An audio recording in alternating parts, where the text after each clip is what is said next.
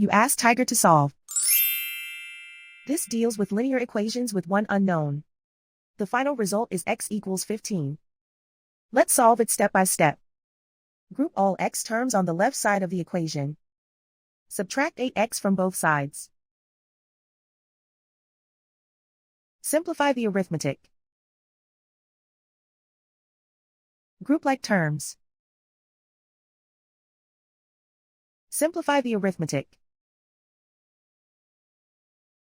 Isolate the x.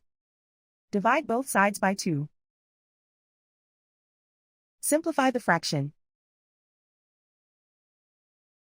Find the greatest common factor of the numerator and denominator. Factor out and cancel the greatest common factor.